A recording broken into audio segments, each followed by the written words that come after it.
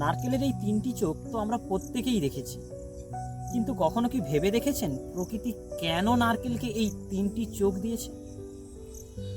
আবার এই তিনটি চোখের মধ্যে কেনই বা তার দুটো চোখ অন্ধ?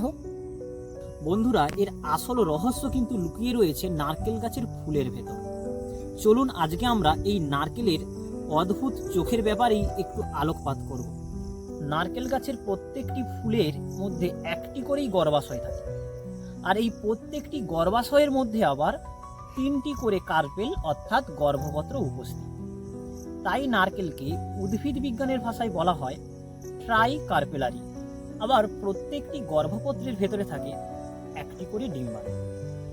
কিন্তু মজার ব্যাপার হলো, যখন এর পরাগায়ন হয় তখন এই তিনটি ডিম্বাণুর মধ্যে কেবলমাত্র একটি ডিম্বাণুই নিষিক্ত হতে পারে, আর বাকি দুটো ডিম্বাণু নিষিক্ত না হতে পেরে নষ্ট হয়ে যায়।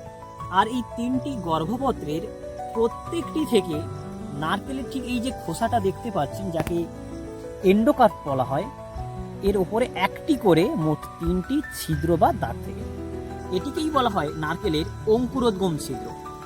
আর এই তিনটি গর্ভপত্রের মধ্যে থাকা নিষিক্ত ডিম্বাণু থেকেই কিন্তু বন্ধুরা নতুন অঙ্কুর বের হয়, আর যেটিই কিন্তু নতুন শিশু উদ্ভিদ তৈরি করতে পারে। আর বাকি দুটো কিন্তু নিষ্ক্রিয় হয়ে নষ্ট হয়ে যায়। তবে বন্ধুরা, নারকেলের এই তথ্যটি যদি অবশ্যই আপনাদের কাছে নতুন এবং ভালো লেগে থাকে, লাইক কমেন্ট শেয়ার তো করবেন এবং আমাদের চ্যানেলটিকে সাবস্ক্রাইব করবেন।